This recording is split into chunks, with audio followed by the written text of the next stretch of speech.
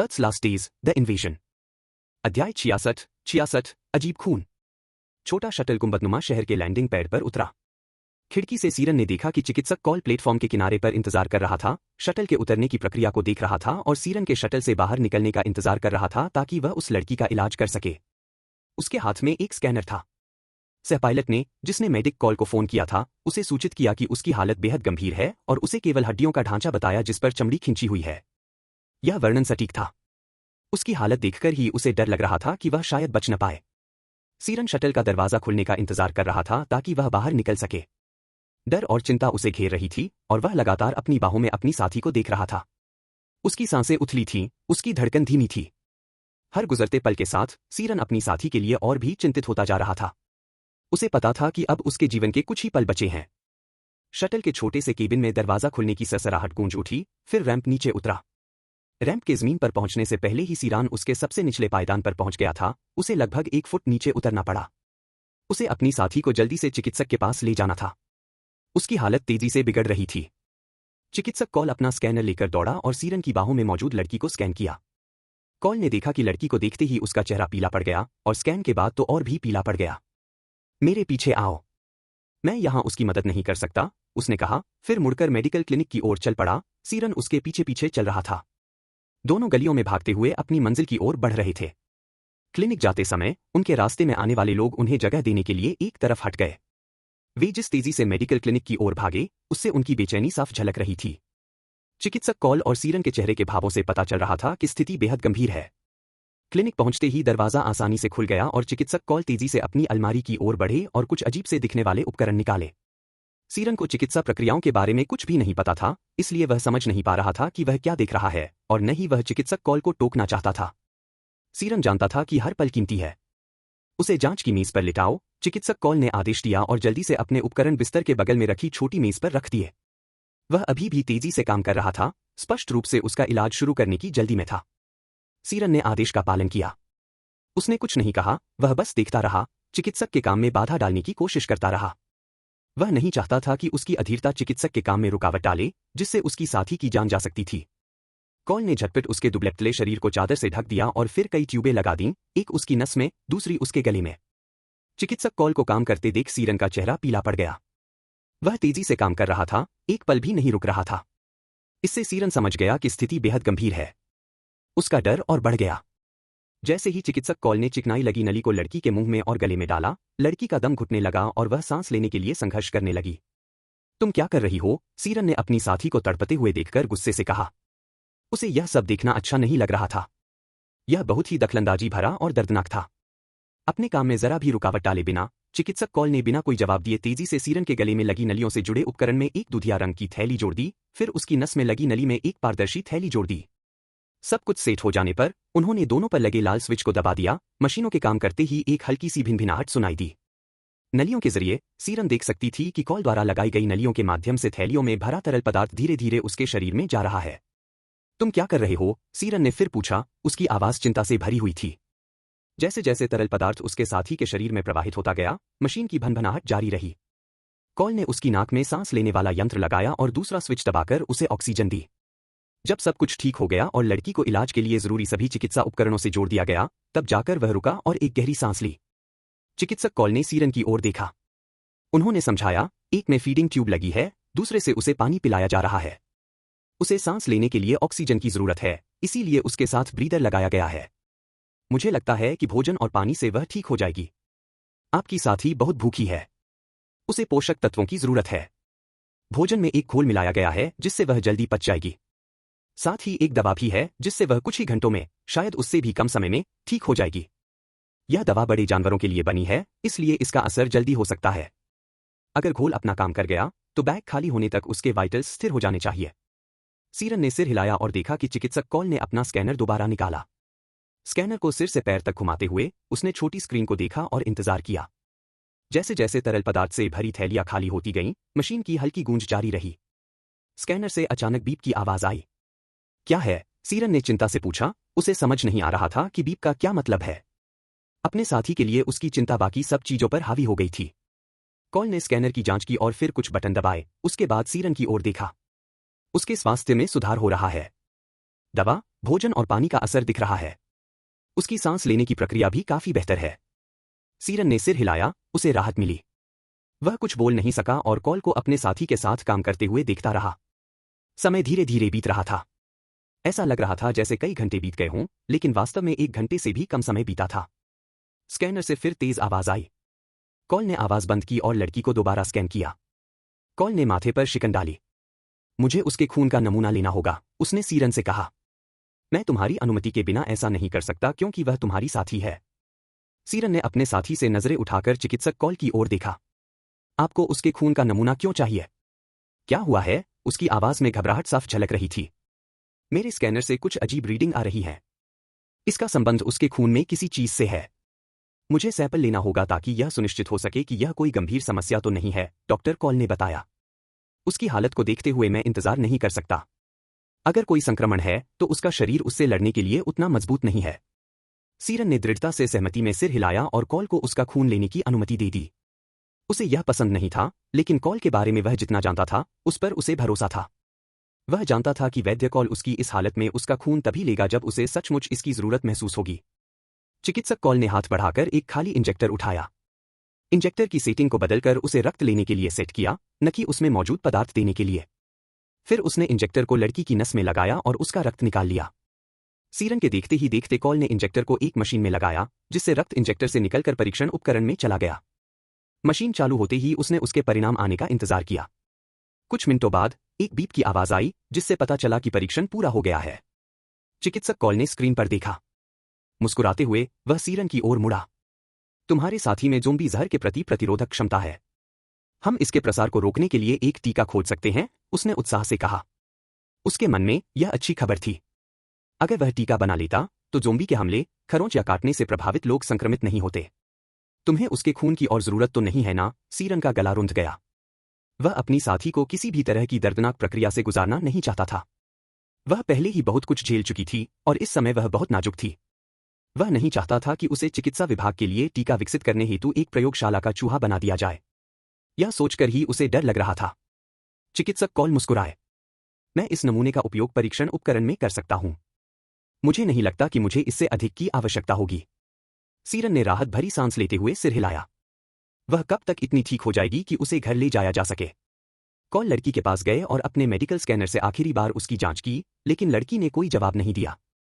जांच पूरी होने पर उन्होंने सावधानीपूर्वक ट्यूब और ब्रीदर हटा दिए। वे यह सुनिश्चित करने के लिए इंतजार करते रहे कि उसकी हालत स्थिर बनी रहे। उन्होंने लगभग 30 मिनट तक इंतजार किया, सिर्फ यह सुनिश्चित करने के लिए। ऐसा कोई संकेत नहीं था कि वह पहले जैसी स्थिति में वापस आ जाएगी। भोजन, पानी और दवा ने अपना काम कर दिया था। अब आप उसे घर ले जा सकते हैं। उसे पौष्टिक क्रीम सूप और खूब सारा पानी पिलाएं ताकि वह हाइड्रेटेड रहे। जब तक वह ठीक नहीं हो जाती, मैं हर सुबह आपके घर आकर उसकी जांच करूंगा, कॉल ने जवाब दिया। अगर आपको मुझे कॉल करने की जरूरत महसूस हो तो कर लीजिएगा। मैं दिन हो या रात, किसी भी समय आपकी सेवा में उपलब्ध रहूंगा। सीरन ने सिर हिलाया, फिर धीरे से अपनी साथी को उठाया और उसे घर ले जाने के लिए क्लिनिक से बाहर निकल गया। अध्याय 67, आशा। चिकित्सक कॉल परिषद के नेता वोरिक के साथ सम्मेलन की मेज पर बैठे थे। उनका शरीर उत्साह से कांप रहा था। उनके मन में होप के रक्त की अनगिनत संभावनाओं के विचार उमड़ रहे थे। मैंने सीरन की साथी के रक्त की 2 बार जांच की। उसमें ज़ोंबी विषों के प्रति प्रतिरोधक क्षमता है। जांच से पता चला कि उसे काटा गया था या उसके शरीर में उनका रक्त चला गया था, लेकिन वह कभी ज़ोंबी नहीं बनी। परिषद के नेता वोरिक अपनी कुर्सी पर पीछे झुककर सोचने लगे, जबकि चिकित्सक कॉल चुपचाप प्रतीक्षा कर रहे थे। उनके मन में इस बात के सभी संभावित अर्थों का ख्याल आ रहा था। और क्या आपको लगता है कि आप एक ऐसा टीका बना सकते हैं जिससे दूसरों को ज़ोंबी बनने से रोका जा सके, या शायद जो पहले से ही संक्रमित होकर ज़ोंबी बन चुके हैं उन्हें ठीक किया जा सके? उन्होंने पूछा। यह केवल एक प्रश्न ही नहीं, बल्कि एक पुष्टि भी थी। परिषद के नेता वोरिक की बातें सुनकर चिकित्सक कॉल का उत्साह बढ़ गया। वह सीधे बैठ गए, उत्साह से उनका मन भर गया। उन्होंने इस बारे में सोचा ही नहीं था। मैं टीके के बारे में सोच रहा था, मैंने यह नहीं सोचा था कि इसका इस्तेमाल उन्हें ठीक करने के लिए किया जा सकता है। अगर मैं टीका बना सकूं और वह दोनों काम कर सके तो बहुत अच्छा होगा। अगर वह वायरस को ठीक भी कर सके और फैलने से भी रोक सके तो और भी बेहतर होगा। इस पूरे विषैले प्रकोप को जड़ से खत्म किया जा सकता है, पूरी तरह से। परिषद के नेता वोरिक ने सिर हिलाया। मुझे भी बताया गया है कि बेहोशी की दवा का असर इरादे के विपरीत हुआ है। हमें उन सभी इंसानों की मदद करने का तरीका ढूंढना होगा जो बदल गए हैं। उनके विचार भटक गए। शायद बेहोशी की दवा के बजाय उत्तेजक की जरूरत हो। अगर बेहोशी की दवा का असर उल्टा होता है तो उत्तेजक का भी हो सकता है। पक्का जानने का एकमात्र तरीका इसे आजमाना है। मैं इस पर काम करूंगा, कॉल ने जोर से सिर हिलाया। मैं सीरन के घर उसकी साथी का हालचाल जानने जा रहा था। शायद वो इतनी ठीक हो जाए कि हमें अपनी रोग प्रतिरोधक क्षमता और उसके साथ क्या हुआ इसके बारे में बता सके। उसके शब्दों में उम्मीद थी। वो सब कुछ जानना चाहता था। अगर उसे पता चल जाता कि वो कैसे रोग प्रतिरोधक बन गई तो वो दूसरों को भी रोग प्रतिरोधक बनाने का तरीका ढूंढ सकता था। वो जानता था कि उसे उससे पूछना होगा, लेकिन उसे डर था कि सीरन इसकी इजाजत नहीं देगा। मुझे जानकारी देते रहिएगा, परिषद के नेता वोरिक ने कहा। बोलते समय वे चिंतनशील प्रतीत हो रहे थे। चिकित्सक कॉल परिषद कक्ष से निकलकर अपने क्लिनिक की ओर चल पड़े। वे सड़कों पर हड़बड़ी में थे, उनका दिमाग उथल पुथल से भरा था। उनके सामने अनेक संभावनाएं प्रकट हो चुकी थीं। उसे अपना सामान लेना था ताकि वह सीरन के साथी की जांच कर सके। उसने ज़ॉम्बीज का इलाज ढूंढने और दूसरों को ज़ॉम्बी बनने से रोकने की संभावना के बारे में सोचा। अगर वह ऐसा कर पाता तो सभी का भविष्य उज्जवल हो जाता। बचे हुए इंसानों को बचाया जा सकता था, यहां तक कि उन लोगों को भी जो ज़ॉम्बी बन चुके थे या ज़ॉम्बी के जहर से संक्रमित हो गए थे। अपने क्लिनिक और फिर सीरन के घर तक की छोटी सी यात्रा के दौरान उसके मन में कई विचार और कल्पनाएं उमड़ रही थीं। अंत में उसने तय किया कि वह वैक्सीन से भरी एक डार्ट बनाएगा ताकि अगर किसी टीम का सामना ज़ॉम्बी से हो जाए तो वे उसे शूट करके देख सकें कि क्या होता है। यह उनके लिए सबसे सुरक्षित तरीका होगा। उन्हें ज़ॉम्बी को पकड़ने और फिर बांधने में अपनी जान जोखिम में नहीं डालनी पड़ेगी। बस बंदूक का निशाना साधो और वैक्सीन से भरी डार्ट चला दो। कम से कम उसके मन में तो यही विचार था। हल्की सी मुस्कान लिए चिकित्सक कॉल छोटी सी सीढ़ियों से ऊपर दौड़ा और सीरन के घर के सामने खड़ा हो गया। उसने कॉल बटन दबाकर सीरन को अपने आने की सूचना दी। दरवाजा सहजता से खुल गया और सीरन उसके सामने खड़ा था। अंदर आइए, चिकित्सक कॉल। मैं आपका ही इंतजार कर रहा था, सीरन ने कहा और उन्हें अंदर आने का इशारा किया। कॉल दहलीज पार करके कमरे में दाखिल हुआ। उसकी निगाहें छोटे से कमरे में घूमती हुई सोफे पर आकर टिक गईं। लड़की शांति से लेटी हुई थी, एक नरम कंबल ओढ़े हुए। कंबल कसकर लिपटा हुआ था, उसके दुबले शरीर में हल्की सी कंपी दौड़ रही थी, जो मोटे कंबल के कारण मुश्किल से दिखाई दे रही थी। चिकित्सक कॉल की नजरें देखकर सीरन ने अपने हाथ बांध लिए। सीरन ने समझाया, उसे ठंड लग रही है। उसका शरीर इतना पतला है कि वह गर्म नहीं रह पा रहा है। कॉल ने सहमति में सिर हिलाया, फिर उसके पास जाकर अपना स्कैनर निकाला। लड़की ने अपनी भूरी आंखों से उसे देखा। तुम्हारा नाम क्या है? उसने धीरे से पूछा। वह उसे चौंकाना नहीं चाहता था, क्योंकि उसे पता नहीं था कि उसका नाजुक दिल इसे सहन कर पाएगा या नहीं। आशा, उसने फुसफुसाते हुए कहा। आवाज बहुत धीमी थी। उसकी आवाज में थोड़ी खुरदुराहट थी। कॉल को समझ नहीं आ रहा था कि यह पोषण पहुंचाने के लिए इस्तेमाल की जा रही नली की वजह से है या उसकी कमजोरी की वजह से। वह जानता था कि यह दोनों में से कोई एक या दोनों हो सकते हैं। चिकित्सक कॉल मुस्कुराया। मैं तुम्हारी जांच करने जा रहा हूं ताकि देख सकूं कि तुम कैसी हो, उसने धीरे से उससे कहा। वह थोड़ी देर रुका, उसकी अनुमति का इंतजार करते हुए। वह जानता था कि जब ज्यादातर इंसान गुंबद में पहुंचते हैं तो उन्हें उस तकनीक की जानकारी नहीं होती जो उसके लोग अपने साथ लाए थे। उनकी ज्यादातर तकनीकें उन्हें डराती थीं, क्योंकि उन्हें पता नहीं होता था कि वे क्या करती हैं। उन्हें उन पर भरोसा नहीं था। होप ने धीरे से सिर हिलाया, अभी भी उसे देख रही थी। उसकी आंखें जरा भी नहीं हटी थीं। जब चिकित्सक कॉल होप की जांच कर रहे थे तो उन्होंने उससे कोमल स्वर में पूछा, इस उम्मीद में कि वह जवाब देगी। तुम्हारे साथ क्या हुआ? मेरे स्कैनर से पता चलता है कि तुम्हें किसी ज़ॉम्बी ने काटा था, लेकिन तुम खुद ज़ॉम्बी नहीं बनी। उसके बगल में उसने देखा कि सीरन सख्त हो गई है। यह स्पष्ट था कि उसके साथी को इस तरह के सवाल पसंद नहीं आए। मुझे आपसे पूछने की एक वजह है, उसने सीरन के फायदे के लिए, न कि उसके खुद के फायदे के लिए, आगे कहा। आप प्रतिरक्षित हैं। मेरे पास आपके खून का एक नमूना है, जिससे मैं टीका बनाने की कोशिश करूंगा, लेकिन मुझे यह जानना जरूरी है कि क्या हुआ था। होप ने फुसफुसाते हुए कहा। उसकी कोमल आवाज इससे ज्यादा तेज नहीं हो सकती थी। यह स्पष्ट था कि वह अभी भी बहुत कमजोर थी। मैं सामान लेने बाहर गई थी और मुझ पर हमला हो गया। मुझे सुरंग के अंदर वाले कमरे में खुद को बंद करना पड़ा। मुझे डर था कि काटने के निशान संक्रमित हो जाएंगे, लेकिन ऐसा नहीं हुआ। वे चीजें मेरे दरवाजे पर ही मंडराती रहीं और मेरा पीछा नहीं छोड़ा। मैं बाहर नहीं निकल सकी। काटने के निशान? कॉल ने अपना सदमा छुपाने की कोशिश करते हुए पूछा। तुम्हें एक से ज्यादा बार काटा गया था? होप ने सिर हिलाया, उसकी निगाहें उससे हटी नहीं। चिकित्सक कॉल ने उसका मुआयना किया, फिर सीरन की ओर देखा, जो सख्त निगाहों से देख रहा था। क्या मैं उसके घाव देख सकता हूं, या क्या तुम बता सकते हो कि वे ठीक से भर गए हैं? उसने सीरन से शांत स्वर में पूछा। सीरन के जवाब देने से पहले ही होप ने कंबल नीचे खींचकर उसके कपड़े एक तरफ कर दिए ताकि वह उसके काटने के निशान देख सके। उसकी बाह पर 3 और टांग पर एक निशान था। सभी निशान अच्छे से ठीक हो रहे थे। संक्रमण का कोई संकेत नहीं था, न ही वह हरापन था जो आमतौर पर काटने के निशानों के आसपास रहता है। कॉल ने अपने स्कैनर पर कुछ बटन दबाए और होप के काटने के निशानों को स्कैन किया। स्कैनर को धीरे धीरे उन पर घुमाया ताकि वह अच्छी तरह से जांच कर सके। स्कैन पूरा होने पर उसने होप की ओर मुस्कुराते हुए कहा, ये निशान ठीक से भर रहे हैं। मुझे कोई संक्रमण नहीं दिख रहा है, और फिर उसे गर्म रखने के लिए कंबल उड़ा दिया। धन्यवाद, उसने फुसफुसाते हुए कहा। मैं कल आकर देखूंगा कि तुम कैसी हो, कॉल ने अपना सामान समेटते हुए उससे कहा, फिर सीरन की ओर मुड़ा। अगर तुम्हें मेरी जरूरत हो तो मुझे बता देना। होप ठीक है। उसके जख्म ठीक हो रहे हैं। वह कमजोर है लेकिन उसकी सेहत सुधर रही है। उसे पौष्टिक और आसानी से पचने वाला खाना दो, जैसे क्रीम सूप। उसे गर्म रखो ताकि वह बीमार न पड़ जाए। जैसे ही वह जाने के लिए मुड़ा, होप की शांत आवाज ने उसे पुकारा। अगर तुम मेरे खून से उन्हें ठीक कर सकते हो, तो अगर तुम्हें और खून की जरूरत हो, तो मैं तुम्हें देने के लिए तैयार हूं। चिकित्सक कॉल सीरन के रक्तदान के प्रस्ताव से भावुक हो गए। उन्होंने मुस्कुराते हुए कहा, मुझे शायद और रक्त की आवश्यकता न हो, लेकिन अगर हुई तो मैं इस बात का ध्यान रखूंगा। धन्यवाद, और फिर सीरन के घर से चले गए। क्लिनिक जाते समय वह ज़ॉम्बीज़ के शरीर से जहर निकालने की संभावनाओं के बारे में सोचता रहा। इससे न केवल ग्रह सुरक्षित हो जाता, बल्कि मानव आबादी भी कुछ हद तक बहाल हो जाती। उसे अपने लोगों का किया हुआ काम बिल्कुल पसंद नहीं था, खासकर तब से जब उसने एक मानव साथी को अपना जीवन साथी बनाया, जो इस समय गर्भवती थी। उसने जूली को उन समूहों में से एक के साथ पाया था जिन्हें एक टीम ने खोजा था। उस समूह में कई जोड़े साथी थे। जब समूह गुंबद पर पहुंचा, तो उसका साथी ही एकमात्र ऐसा था जिसे अपना साथी मिला। चिकित्सक कॉल को साथी पाकर बहुत खुशी हुई। उसे इसकी उम्मीद नहीं थी। परिषद नेता तोश के आदेश पर उसके लोगों ने धरती पर जो तबाही मचाई थी, उससे लगभग सभी इंसान खत्म हो गए थे। परिषद नेता तोश द्वारा दिए गए जहर से ही ज़ॉम्बीज़ का जन्म हुआ था। अब संक्रमित लोगों को ठीक करने और ग्रह पर बचे हुए लोगों को बचाने का मौका था, और सीरन की साथी ही कुंजी थी, जिसका मतलब था कि उसे हर कीमत पर सुरक्षित रखना होगा। अध्याय 68 ट्रेविस निकोल्स। ट्रेविस अपने लोगों के सामने एक अनुशासित सिपाही की तरह चहलकदमी कर रहा था। ये सभी उस आक्रमण से बचे हुए इंसान थे जिन्हें उसने अपनी यात्राओं के दौरान खोजा था, जहां वे लंबे हरे रंग के परग्रहियों से बचते हुए और उसके बाद पैदा हुए जीवों से लड़ते हुए बचे थे। दूर से उन्हें शहर की रक्षा करने वाला विशाल, चमकता हुआ गुंबद दिखाई दे रहा था। गुंबद पर नजर रख रहे उसके कई जासूसों में से एक ने उसे सूचित किया था कि गुंबद के अंदर परग्रहियों के बीच मनुष्य भी मौजूद हैं। दूर से ट्रेविस और उनके सहयोगियों ने देखा कि शटलों के बेड़े गुंबद से निकल रहे थे, प्रत्येक अपनी अपनी दिशा में जा रहा था। तुम्हें क्या लगता है वे क्या कर रहे हैं? उसके दोस्त डैन विल्सन ने दूर तक फैले गुंबदनुमा शहर और सभी शटलों को घूरते हुए पूछा, जो एक पंखे की तरह सभी दिशाओं में फैले हुए थे।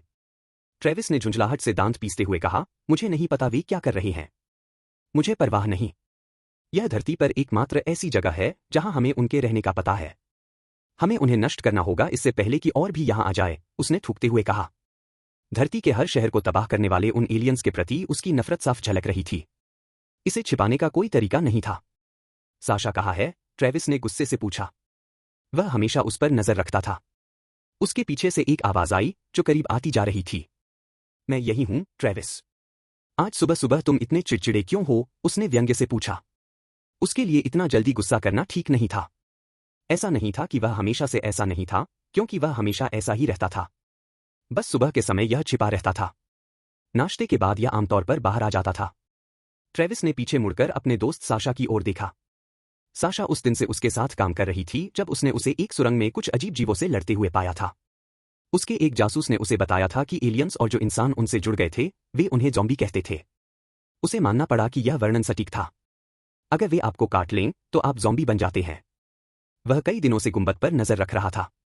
निगरानी शुरू करने से कुछ दिन पहले एक जासूस ने उसे बताया था कि एक लड़की ने उनके नेता से लड़ाई की थी, उसका सिर धड़ से अलग कर दिया था और उसके खास आदमी को मार डाला था। उस मूर्ख लड़की ने बेड़े के कमांडर को नेतृत्व सौंप दिया था। उसके विचारों में खो जाने के बीच दूर से एक फुफकारने जैसी आवाज आई, जिसने उनका ध्यान अपनी ओर खींचा। एक शटल तेजी से वापस गुंबद की ओर उड़ गई। किसी अजीब कारण से इस खास शटल ने उसे कुछ अजीब सा महसूस कराया। कुछ तो जाना पहचाना सा लगा। यह तो जल्दी आ गया, पता नहीं क्यों। ट्रेविस ने गहरी सांस ली और अपने अंदर उठ रही जानी पहचानी भावना को दबा लिया। उसने अपनी बाहों को सीने पर बांध लिया और शटल को गुंबद में वापस जाते हुए देखने लगा।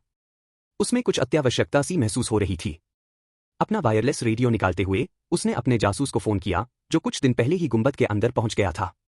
मुझे बताओ कि वह शटल जल्दी क्यों आ रही है? रेडियो पर जवाब आया, जी सर। लगभग 10 मिनट बाद ट्रेविस के रेडियो में हल्की सी आवाज आई और उसके जासूस की आवाज सुनाई दी। उन्हें एक सुरंग में एक जीवित व्यक्ति मिला है। वह एक युवती है। कम से कम जहां मैं हूं वहां से तो ऐसा ही लगता है। वे उसे इलाज के लिए क्लिनिक ले जा रहे हैं। ऐसा लगता है कि वे जल्दी में हैं। वे उसे बचाने की कोशिश में वापस आए थे। वह लगभग मरणासन लग रही है, आवाज ने बताया। मुझे सूचना देते रहना, ट्रेविस ने आदेश दिया और फिर रेडियो को वापस अपनी बेल्ट पर लगा लिया। उसका गुस्सा बढ़ता जा रहा था। एक और अधमरी महिला। अपनी जाति को बचाने के लिए उन्हें जितनी हो सके उतनी महिलाओं की जरूरत थी। वह दांत भींचकर दूर स्थित गुंबद को घूर रहा था। साशा ने गुंबद को देखा और फिर ट्रेविस की ओर। मुझे समझ नहीं आ रहा कि वे उसे बचाने की कोशिश क्यों कर रहे हैं। उसे चोट तो उन्होंने ही पहुंचाई है। ऐसा लग रहा है जैसे उन्होंने इस जगह को तबाह करना शुरू किया, फिर खत्म होने से ठीक पहले अपना इरादा बदल दिया और फिर जो भी लोग बचे थे उनकी मदद करने का फैसला किया। यह समझ से परे है। मैं जानना चाहती हूं कि ऐसा क्यों हुआ। आखिर क्या बदल गया है, साशा ने अपने दोस्त से कहा। उसकी आवाज में सचमुच हैरानी थी। वह सोच रही थी कि उन्होंने अचानक हमला करना क्यों बंद कर दिया। गश्ती दल ने अपना तरीका बदल दिया था। अब उसे पता चल रहा था कि वे उन सभी इंसानों को बचाने की पूरी कोशिश कर रहे थे जो उन्हें मिले थे। ट्रेविस ने अपना सिर घुमाया और एक भौं ऊपर उठाई। इन्हें हमारी औरतें पसंद हैं, उसने व्यंग्यपूर्वक कहा। साशा ने आंखें घुमाई। अजीब बात यह थी कि वह अपनी कही बात पर यकीन करता था। साशा को नहीं। उसे कहीं न कहीं लग रहा था कि कुछ और चल रहा है। बस उसे समझ नहीं आ रहा था कि क्या चल रहा है। उनके साथ सिर्फ मादा ही नहीं है, डैन ने उनसे कहा। उसका लहजा जानबूझकर तटस्थ था। वह जानता था कि ट्रेविस को जल्दी गुस्सा आ जाता है और कुछ भी कहने से वह भड़क सकता है। मुझे पता चला है कि वे सोचते हैं कि उनके साथी पहले से ही तय हैं या नियति से जुड़े हैं, कुछ इसी तरह की बकवास बातें। साशा खुद को रोक नहीं पाई। वह खुलकर हंस पड़ी। उसकी हंसी पूरे शिविर में गूंज उठी। यह सब बेतुका लग रहा था। किसी सस्ते पैरानॉर्मल रोमांस उपन्यास जैसा था। यह असल जिंदगी थी। ऐसी चीजें तो होती ही नहीं है। डैन ने उसकी हंसी देखी और अपनी आवाज को तटस्थ बनाए रखा। ऐसे इंसान हैं जिनके साथ एलियन महिलाएं हैं और ऐसी इंसान महिलाएं हैं जिनके साथ एलियन पुरुष है। वे सभी खुद को नियति का साथी मानते हैं। सिर्फ एलियन ही नहीं, बल्कि इंसान भी। वह सिर्फ वही बता रहा था जो उसने गुंबद पर नजर रख रहे जासूसों से सुना था। वाह, साशा ने व्यंग्य से कहा। मुझे तो ये देखकर हंसी आ रही है कि ये सब उस बकवास पर यकीन कर बैठे। साशा हंसती रही। क्या उन्हें कोई जादुई प्रेम औषधि पिला रहे हैं? आखिर योजना क्या है? कल हम गुंबद में जाएंगे और हरे रंग की चमड़ी वाले हर प्राणी का खात्मा कर देंगे। ट्रेविस ने डैन और साशा की ओर देखा। और उन सभी का भी जो हरे रंग की चमड़ी वाले नहीं हैं और उनकी रक्षा कर रहे हैं, ट्रेविस गुर्राया। ट्रेविस मुड़ा और बिना कुछ कहे चला गया। डैन और साशा उसे जाते हुए देखते रहे। वे जानते थे कि वह हमेशा ऐसा नहीं था। उसने भी आक्रमण में अपना परिवार खो दिया था, जैसे बाकी सबने खोया था। उसके माता पिता और छोटी बहन उसके लिए सब कुछ थे। उन्हें खोने से वह पूरी तरह टूट गया था। अब उसकी एकमात्र इच्छा बदला लेने की थी। गहरी आह भरते हुए साशा मुड़ी और तंबू की ओर चल पड़ी। लगता है हमें कल की तैयारी करनी होगी। रुककर उसने डैन की ओर देखा। आ रहे हो? उसने उससे पूछा। उसके होठों पर हल्की सी मुस्कान थी। डैन चुपचाप उनके पीछे पीछे चल रहा था। हथियारों के तंबू में जाकर साशा ने कई हथियार चुने, एक बड़े डिब्बे से एक गीला पत्थर निकाला और उस अलाव की ओर चल पड़ी जहां उनके कई लोग स्टू पका रहे थे। आग के पास एक लकड़ी के लट्ठे पर बैठी उसने अपने पत्थर को गीला किया और उसे अपनी माचेटी, बड़ी छुरी के लंबे ब्लेड पर रगड़ा। उसके पास ऐसी 2 माचेटी थीं, साथ ही दोनों बूटों में 2-2 सेट फेंकने वाले चाकू भी थे। उसे उन्हें भी तेज करना था। रगड़ने की आवाज से उसे सुकून मिला। उसे खुद भी नहीं पता था कि क्यों। ट्रेविस अचानक प्रकट हुआ और उसके बगल में बैठ गया। कल सावधान रहना। ठीक है, उसने उससे कहा। उसकी आवाज में संयम था। साशा मुस्कुराई। मुझे नहीं पता था कि तुम्हें मेरी परवाह है। ट्रेविस ने जवाब देने से पहले कुछ पल उसे घूर कर देखा। हमारे यहां महिलाओं की कमी है। उनके बिना हम अपनी नस्ल को आगे नहीं बढ़ा सकते। सभी महिलाएं महत्वपूर्ण हैं। सिर्फ तुम ही नहीं। साशा मन ही मन कराह उठी। मैं धरती को फिर से आबाद करने के लिए बच्चे पैदा नहीं करूंगी। मैं बच्चे पैदा करने वाली मशीन बनने से इनकार करती हूं। कोई मुझे छुएगा नहीं। कम से कम तब तक नहीं जब तक मुझे कोई ऐसा न मिल जाए जिसके साथ मैं रहना चाहूं, उसने उस पर थूकते हुए कहा। फिर बोली, जब मुझे कोई मिल जाएगा, तब बच्चे पैदा करने का फैसला मैं करूंगी। तुम नहीं। ट्रेविस खड़ा हो गया, उसकी निगाहें शिविर के चारों ओर घूम गईं। उसमें कुछ अशुभ सा था। जब यह सब खत्म हो जाएगा, तो सभी महिलाएं अपना अपना योगदान देंगी। साशा ने ट्रेविस को जाते हुए देखा। देखते ही उसकी आंखें गुस्से से सिकुड़ गईं। अगर वह उसे मजबूर करने की कोशिश करता, तो वह उसका समूह छोड़कर एलियंस के पास चली जाती। बिना किसी उद्देश्य और बिना किसी प्यार के सिर्फ बच्चे पैदा करने के लिए इस्तेमाल होने से तो लगभग कुछ भी बेहतर था। उसे हमेशा से यह एहसास था कि ट्रेविस जैसा दिखता है, उससे कहीं ज्यादा है। जितना ज्यादा वह उसके समूह के साथ रहती, उतना ही उसे यह महसूस होता, उसकी भावनाओं पर उसका पूरा नियंत्रण। यहां तक कि जब वह बोलता तो उसकी आवाज भी बहुत नियंत्रित होती। इससे वह घबरा जाती। ट्रेविस की सभी महिलाओं को बच्चे पैदा करने की मशीन में बदलने की योजना सबके सामने थी। शिविर में लगभग हर किसी ने इसके बारे में कम से कम एक बार सुना था। उसने यह भी तय कर लिया था कि गुंबद में मौजूद सभी एलियंस को मार गिराने के तुरंत बाद यह योजना लागू की जाएगी। इसका मतलब यह था कि अगर ट्रेविस की योजना कल सफल हो जाती है तो कल से ही बच्चे पैदा करने की मशीन का काम शुरू हो जाएगा। उसे उसकी योजना के दूसरे हिस्से से बचने के लिए एक योजना की जरूरत थी, और वह भी जल्दी। अपने नेता के प्रति क्रोध और भय से प्रेरित होकर उसने और भी जोश से अपनी तलवारें तेज कर लीं। उसे चिंता थी कि वह ट्रेविस की जनसंख्या बढ़ाने की योजना से बच नहीं पाएगी। उसे अराजकता के दौरान चुपके से निकलने या भागने की कोई योजना बनानी थी। उसे समझ नहीं आ रहा था कि क्या करे, लेकिन उसे भागने के किसी भी अवसर पर नजर रखनी थी। ट्रेविस उन लोगों में से था जो अपने समूह से अलग होने वाले किसी भी व्यक्ति का शिकार करता था। उसने देखा था कि वह क्या करता था। वह भयानक था। अध्याय 69 पूर्वी दीवार पर मनुष्य। सीरन अपने दोस्तों ट्रेई, राय, मिकील और यार्वेन के साथ नए परिषद कक्ष में दाखिल हुआ। उसके पीछे ओरिक भी था। वे रुक गए, कमरे का जायजा लेने लगे और खाली सीटों का समूह ढूंढने लगे जो उनके समूह के लिए पर्याप्त हो। उन्हें एक ऐसी जगह मिल गई जहां वे आराम से बैठ सकते थे। फिर वे जाकर बैठ गए और परिषद की बैठक शुरू होने का इंतजार करने लगे। वह बैठक में शामिल होना नहीं चाहता था। उसका साथी क्लिनिक में था, जहां एक अन्य चिकित्सक उसकी देखभाल कर रहा था। सीरन चाहता था कि चिकित्सक कॉल उसकी देखभाल करे, लेकिन कॉल को भी परिषद की बैठक में उपस्थित रहना था। कमरे में हल्की फुसफुसाहट गूंज रही थी, जिससे सभी के इंतजार करते समय व्यक्तिगत बातचीत सुनाई नहीं दे रही थी।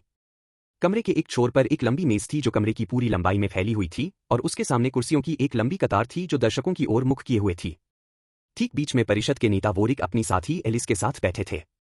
कई लोगों के आग्रह के बाद वोरिक ने अनिच्छा से यह पद स्वीकार किया था। वोरिक के एक तरफ जैक, कैरी, शेडिक, शीला, मेरिक, एलिघा, रास्क और निकी बैठे थे। उस तरफ 2 कुर्सियां खाली थीं। दूसरी तरफ एलिस के बगल में जो, नीसा, जेमी, लेरा, मेडिकॉल, जूली, जेंट, टीना, कीर्न और वनिसा बैठे थे। यह वोरिक के सबसे करीबी लोगों का समूह था जिन्होंने सुरंगों में छिपे शहर की रक्षा करने में मदद की थी। इस समूह में मनुष्य और वोरिक के अपने लोग शामिल थे। सीरन ने परिषद की मेज पर बैठे सभी चेहरों पर नजर डाली। कीर्न और वनिसा को छोड़कर, जो सिर्फ दिखावा कर रहे थे, बाकी सभी जोड़े शादीशुदा थे। उसे अभी तक यह नहीं पता था कि वे ऐसा क्यों कर रहे थे, वह बस इतना जानता था कि उनका रिश्ता एक छल था। जैसे ही बैठक शुरू होने वाली थी, सीरन के संचार लिंक में एक झंझनाहट हुई। हमें पूर्वी दीवार पर आपकी आवश्यकता है, महोदय, संचार माध्यम से आवाज आई। सीरन ने अपने दोस्तों की तरफ देखा। मुझे बताना कि क्या होता है, उसने उनसे कहा, और फिर जल्दी से उठकर पूर्वी दीवार की ओर चला गया। यह परिषद प्रमुख वोरिक की पहली सार्वजनिक परिषद बैठक होनी थी। वह जानता था कि इसका संबंध आने वाले बदलावों से है। हालांकि उसे यह नहीं पता था कि वे बदलाव क्या होंगे। वह अपने साथी से दूर नहीं रहना चाहता था, फिर भी वह बैठक में उपस्थित होकर खुद उन्हें सुनना चाहता था। वह जानता था कि उसे खुद सुनना जरूरी है, इसलिए उसने आने का फैसला किया और अपने साथी को एक अन्य चिकित्सक के साथ छोड़ दिया। परिषद कक्ष से बाहर निकलने के बाद वह घरों और पगडंडियों के बीच से होते हुए पूर्वी दीवार की ओर बढ़ा। आगे उसे कदमों की आहट सुनाई दी। ऊपर देखने पर उसने 3 सीमा रक्षकों को अपनी ओर आते देखा। जब वे उसके पास पहुंचे तो रुक गए और एक पल के लिए सांस लेने का समय लिया। माफ कीजिए, महोदय। हम आपको रोकने, आपको चेतावनी देने की कोशिश कर रहे थे। पूर्वी दीवार के द्वार पर मनुष्यों का एक समूह है। वे शरण मांग रहे हैं, महोदय। लेकिन मैंने देखा कि उनमें से कई अच्छी तरह से हथियारों से लैस हैं। अब हम क्या करें? पूर्वी दीवार के बाहर कितने लोग हैं? सीरान ने सीमा रक्षकों से पूछा। 5 हैं, महोदय, उन्होंने कहा। लेकिन दूरी पर और भी बहुत सारे हैं। पहरेदारों की अनदेखी करते हुए वह पूर्वी दीवार की ओर बढ़ता रहा। बाहर इंतजार कर रहे इंसान जरूर हताश होंगे, तभी तो वे गुंबद तक आ रहे थे या हमला करने आए थे। जब तक उसे पूरी तरह से यकीन न हो जाए कि सब सुरक्षित है, वह उन्हें अंदर नहीं आने दे सकता था। सिर्फ एक छोटा समूह ही पहुंचा था और दूर और भी लोग इंतजार कर रहे थे। यह ठीक नहीं लग रहा था। इन्हें अंदर मत आने दो, सीरन ने सीमा रक्षक से कहा। कुछ ठीक नहीं लग रहा है। गार्ड ने सिर हिलाया जब सीरन ने दूरबीन उठाई और दूर खड़े समूह को देखा। वह समूह को काम करते हुए देख सकता था। वे बड़े बड़े सैन्य हथियारों से लैस वाहनों को तैयार कर रहे थे। वे इंसान एक चाल हैं। वे हमें रोकने के लिए यहां आए हैं। युद्ध के लिए तैयार हो जाओ। और जल्दी करो, दूर से उन्हें देखकर लगता है कि हमारे पास बहुत कम समय बचा है, सीरन ने आदेश दिया। सुरक्षाकर्मियों ने काले रंग के आकर्षक कवच पहन लिए और अपनी कमर पर ब्लास्टर लगा लिए, युद्ध की तैयारी में जुट गए। सीरन ने अपना संचार लिंक निकाला और परिषद के नेता वोरिक को फोन किया। महोदय, हम पर हमला होने वाला है। हमें रोकने के लिए द्वार पर कुछ लोग मौजूद हैं। दूर एक बड़ा समूह भारी सैन्य हथियारों से लैस होकर तैयारी कर रहा है, उसने अपने नए नेता को बताया। युद्ध की वर्दी पहनने के बाद वह द्वार की ओर गया और मनुष्यों के छोटे समूह को देखने लगा। प्लाज्मा शील्ड झिलमिला उठी। सीरन ने उस पैनल पर तैनात गार्ड की ओर रुख किया।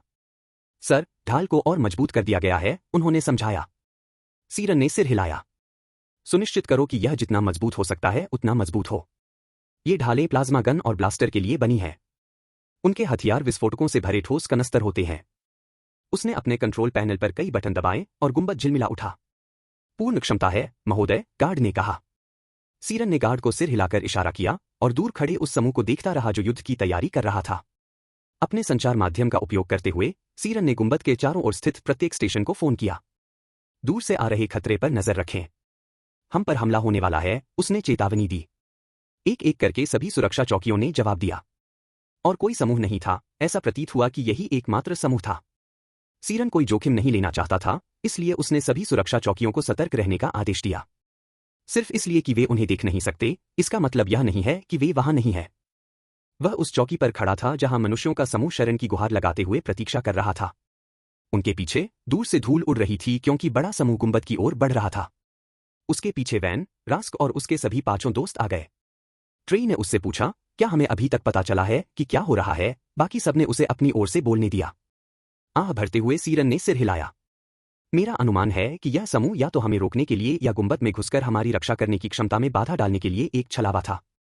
वे हमें क्यों रोकना चाहेंगे? ट्रेई ने पूछा, जबकि बाकी लोग सुन रहे थे। जब मैं यहां आया तो मैंने दूर से एक बड़ा समूह देखा। जब मैंने दूरबीन से देखा तो वे युद्ध की तैयारी कर रहे थे। उनके पास बड़े बड़े सैन्य हथियार थे। वे अपना सामान समेट रहे थे, लड़ने के लिए तैयार हो रहे थे, सीरन ने बताया। वैन ने दूरबीन उठाई और उससे पास आ रहे समूह को देखा। उनके पास तो बहुत सारे हथियार हैं। मुझे लगता है आप सही कह रहे हैं। यह छोटा समूह उन्हें रोकने के लिए भेजा गया था। वे सभी इंतजार करते रहे और बड़े समूह को करीब आते हुए देखते रहे। वॉकर बहनें अपने साथियों के साथ पहुंची। वोरिक उनसे ठीक आगे था। सीरन के करीब पहुंचते ही वोरिक ने आदेश दिया, रिपोर्ट करो। सीरन ने वोरिक की ओर देखा और पहले सम्मान का भाव दिखाया। यह छोटा समूह पहरेदारी चौकी पर आया है।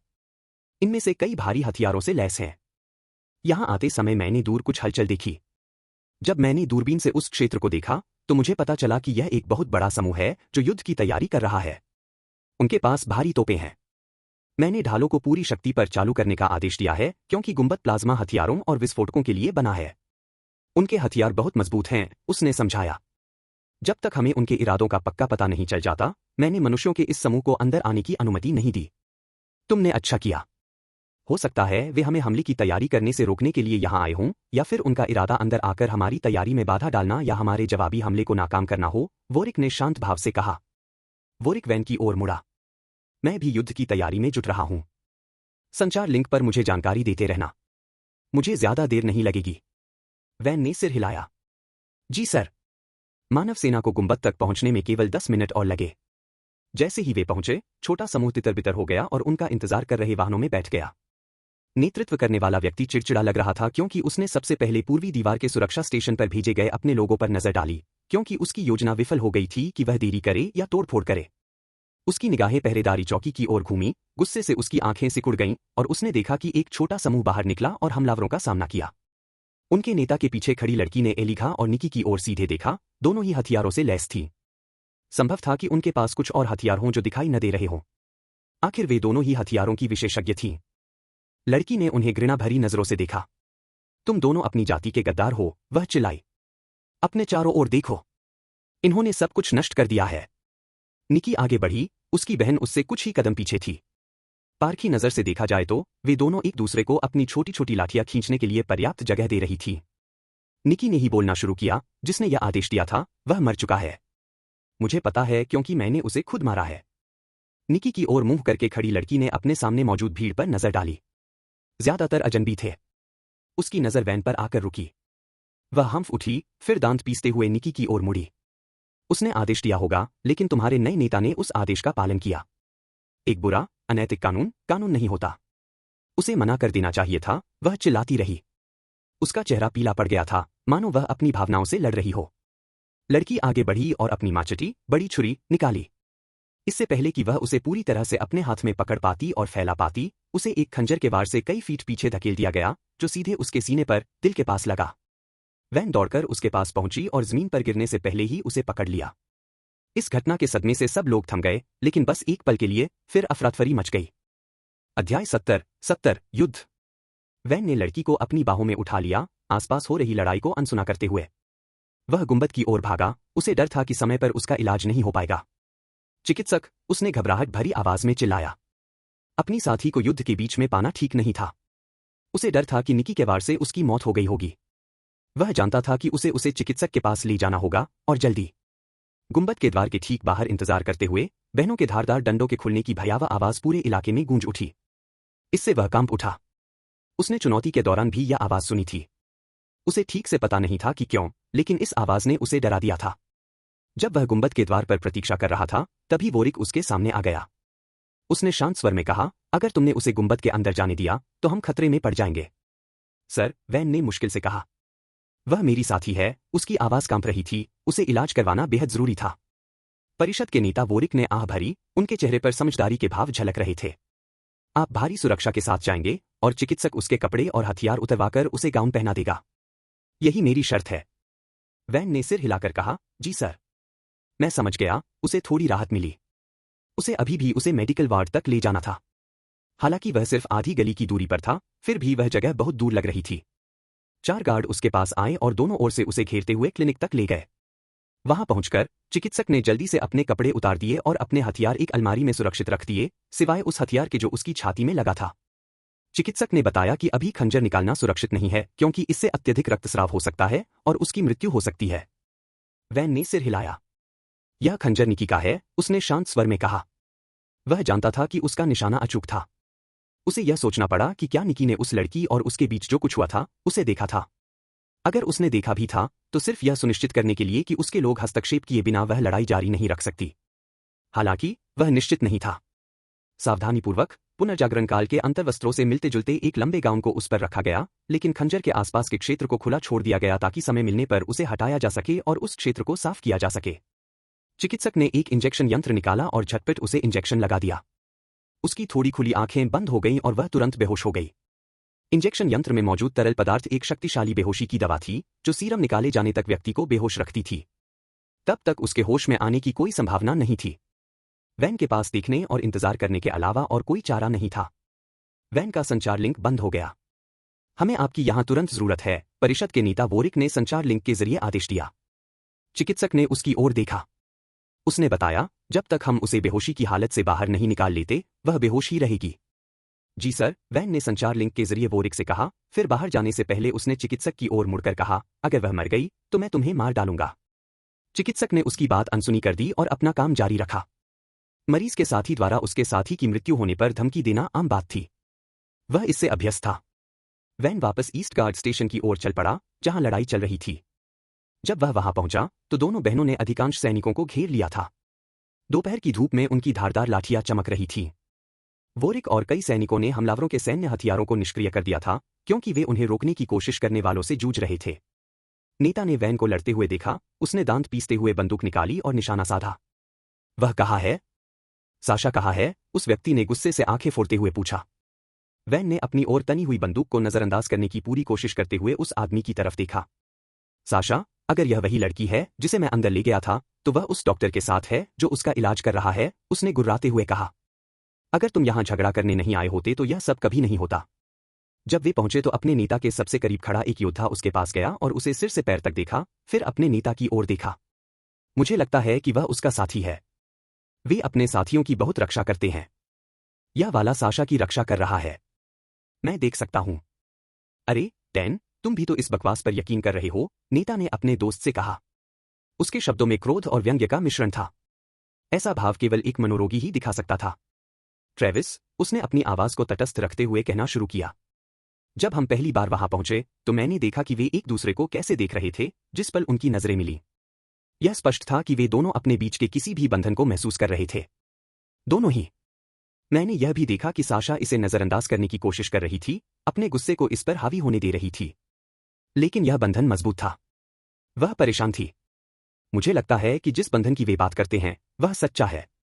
नेता, जिसे दूसरा आदमी डैन ट्रेविस कहकर पुकारता था, ने अपने साथियों पर नजर डाली और फिर चिल्लाया, हम जा रहे हैं। उसने डैन को घूरते हुए कहा, जिससे डैन सहम गया। ट्रेविस के सभी लोग पीछे हट गए और किसी भी हमले की आशंका से सतर्क हो गए। कोई हमला नहीं हुआ और वे अपनी गाड़ियों में बैठकर चले गए। वैन ने शीशे में देखा कि डैन ने उससे नजरें मिलाईं। डैन के चेहरे पर एक अजीब सा भाव था। ऐसा लग रहा था जैसे वह कोई चीज पहली बार देख रहा हो। जब वे सब चले गए तो वैन ने इलाके का जायजा लिया। उसने देखा कि वोरिक भी वही कर रहा था। वहां उनकी प्रजाति के 3 और 5 मनुष्य जमीन पर बेसुध पड़े मिले। वैन एक एक करके सभी इंसानों के पास गया। 5 में से 4 मर चुके थे। एक ही जीवित बचा था। वह केवल बेहोश था। परिषद के नेता वोरिक वैन के पास गए, जो बेहोश पड़े व्यक्ति के ऊपर खड़ा था। पुराने जमाने में मैं दुश्मन को मार डालता, लेकिन आजकल मुझे कुछ हिचक है। मुझे लगता है कि उसे डॉक्टर के पास ले जाना चाहिए। वे उसे भी दूसरे की तरह ही कपड़े उतार देंगे। मैं समस्याओं को कम से कम करना चाहता हूं। वोरिक ने एक चिकित्सक को घटनास्थल पर भेजा। चिकित्सक के आने पर उसने बेहोश पुरुष को उस इंजेक्शन से इंजेक्शन लगाया जिसमें बेहोशी की दवा भरी हुई थी। इस दवा ने उसे तब तक बेहोश रखा जब तक चिकित्सक ने उसे रक्त प्रवाह से निकाल नहीं दिया। यह एक ऐसी दवा थी जो शरीर से जुड़ जाती थी और अन्य प्रदूषकों की तरह शरीर से बाहर नहीं निकलती थी। यह शरीर में तब तक रहती थी जब तक इसकी आवश्यकता होती थी। यह वही बेहोशी की दवा थी जिसका प्रयोग साशा पर किया गया था। वोरिक ने वैन को गौर से देखा। क्या वह सचमुच तुम्हारी साथी है? उसने पूछा। जी हाँ, सर। जब हमारी नजरें मिली तो मुझे यह महसूस हुआ, उन्होंने समझाया। सिर हिलाते हुए वोरिक ने गायब होती हुई मानव सेना को देखा। उसके हाव भाव में एक तरह की शांति थी। बंधन लोगों को बदल देता है। आप इससे कब तक लड़ सकते हैं? हो सकता है कि उस लड़की के साथ आपका बंधन और खून खराबा रोक दे। मैंने सुना है कि उसने बुरे आदेशों का पालन करने के बारे में क्या कहा था। मैंने ही उनका पालन किया था। ऐसा मुझे नहीं करना चाहिए था। मुझे इस अपराधबोध के साथ जीवन भर जीना होगा। वैन ने अपने नेता की ओर देखा। वोरिक, तुम एक अच्छे नेता हो। निकी ने जब तुमसे उसकी जगह लेने या किसी योग्य व्यक्ति को ढूंढने के लिए कहा था, तो वह सही थी। तुम योग्य हो। निकी द्वारा तोश की हत्या करने से पहले ही मुझे यह पता था। जिस क्षण तुमने इस ग्रह के लोगों को मारना बंद करने का फैसला किया, उसी क्षण से मैं यह जानता था। तुमने हमारे साथियों को बचाने का चुनाव किया। मुझे लगता है कि उस फैसले ने न केवल बचे हुए मनुष्यों को बचाया, बल्कि हमारी अपनी जाति को भी बचाया। तुम्हें बस गर्भवती माता वाले सभी विवाहित जोड़ों को देखना है। हमारे ग्रह पर ऐसा नहीं था। हम एक लुप्तप्राय जाति थे, साथियों की कमी के कारण प्रजनन करने में असमर्थ थे। अब हमें देखो। तुम्हारी वजह से हमारी जाति आगे बढ़ेगी। वोरिक ने वैन को गौर से देखा। मैं खुद को योग्य नहीं समझता। मैं बस अपने लोगों और अपने साथी के लोगों की रक्षा करने की कोशिश करता हूं। यह जानकर कि हमारा उनके साथ एक मजबूत वैवाहिक बंधन है, सब कुछ बदल गया। काश हमें यह बात अधिकांश आबादी को मारने से पहले पता चल जाती। यही वह बहाना था जिसकी मुझे इस ग्रह पर लोगों को मारना बंद करने के लिए जरूरत थी। जब तुमने और रास्क ने मुझे एक वजह दी तो मुझे राहत मिली। पूरा आक्रमण मुझे कभी भी रास नहीं आया। मैंने अपने आदेशों का पालन किया, लेकिन अंदर ही अंदर मैं हमेशा उन पर सवाल उठाता रहा। एक बार जब आपको मिलन बंधन के बारे में पता चल जाता है तो आप सब कुछ बदल देते हैं, वैन ने बताया। वोरिक मुस्कुराया। अगर आप और रास्क सार्वजनिक पूछताछ के लिए सहमत नहीं होते तो इस पौधे के जीवन को नष्ट करने से रोकने का कोई कारण नहीं होता। इसके लिए मैं आप और रास्क का आभारी हूं। वैन ने एक पल सोचा, फिर मुस्कुराया। तो हम दोनों ने आक्रमण को रोकने और अपने साथियों को बचाने में अहम भूमिका निभाई, उसने चौड़ी मुस्कान के साथ कहा। चिकित्सा दल बेहोश पुरुष को स्ट्रेचर पर उठाकर ले गया। स्ट्रेचर पर लिटाने के बाद वे उसे क्लिनिक की ओर ले गए। वैन को उम्मीद थी कि या तो वह पुरुष अपनी साथी को ढूंढ लेगा या फिर गुंबद में रहने वाले मनुष्यों और अपनी प्रजाति के अन्य प्राणियों के हित में उनके खिलाफ लड़ना बंद कर देगा।